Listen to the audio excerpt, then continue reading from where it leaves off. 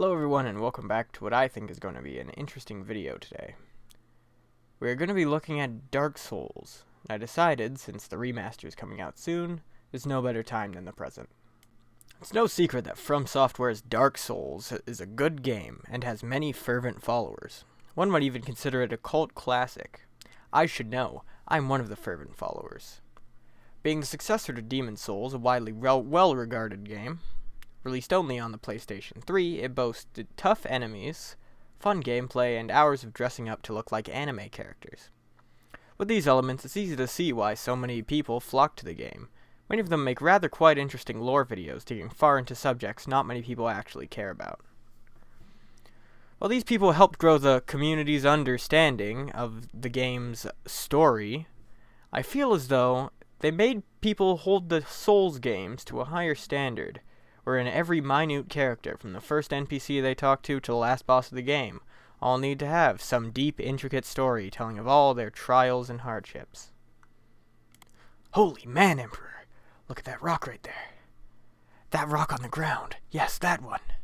That rock was originally part of a large rock, cracked in half by King Solomon Runehammer, God King of the Three Kingdoms. He cracked the rock with his bare hands before proclaiming himself ruler of all the land to prove his resolve and determination to unite all the peoples under a banner of conquest.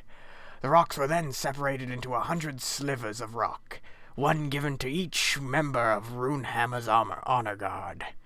But this chunk still remains intact to this very day. Truly a fantastic discovery. Enough of that stuff.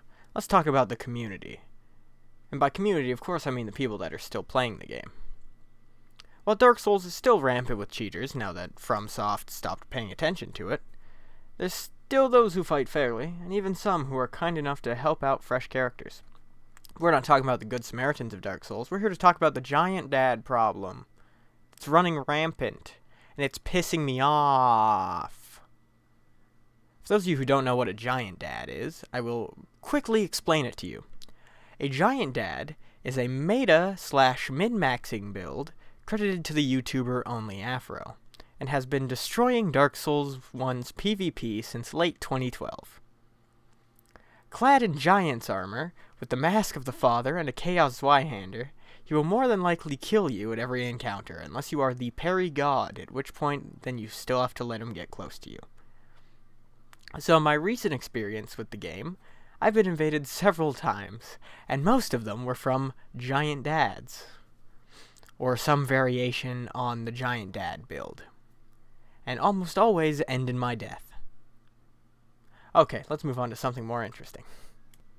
So, the gameplay is one of the most important things in an action RPG, so you'd expect Dark Souls to have good gameplay.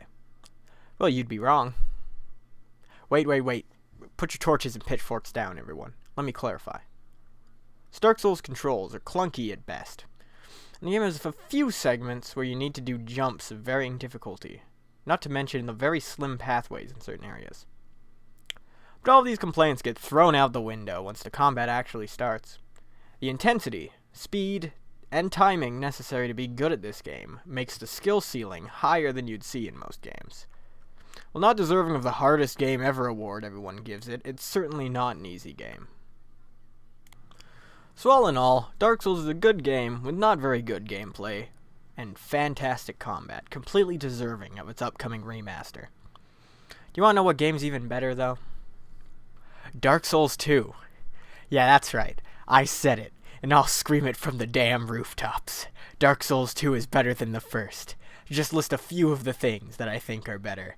2 has smoother gameplay, more fluid animations, better UI, cleaner sounds, moderately better controls, more armor, more weapons with a larger variety of movesets, and that's without even mentioning the better graphics. Now, I will concede the point that overall level design in Dark Souls 1 is much better, but individual level design in Dark Souls 2 is fantastic. No Man's Wharf, Hades Tower of Flame, fantastic levels.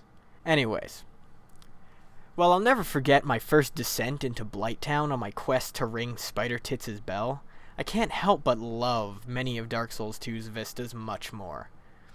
Well, I would imagine the better graphics of Dark Souls 2 would help with that.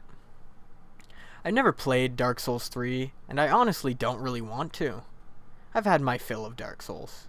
I'll probably buy the remaster when it comes out. That might be my last Souls-related purchase for a while. Anyways, thanks for watching, and if you don't mind, punch that like button on your way out, so I feel justified in the amount of hours I've poured into these games and this review. If you want to subscribe, it's just a short jaunt away from the like button. I've been Thievishlogin, and I hope to see you in the next one, because we're going fishing. Bye-bye. Alright. Eminent tears. Oh great, more Yeah, pendulums. You go through first, please.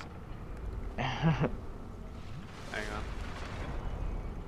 Opa, I nearly died.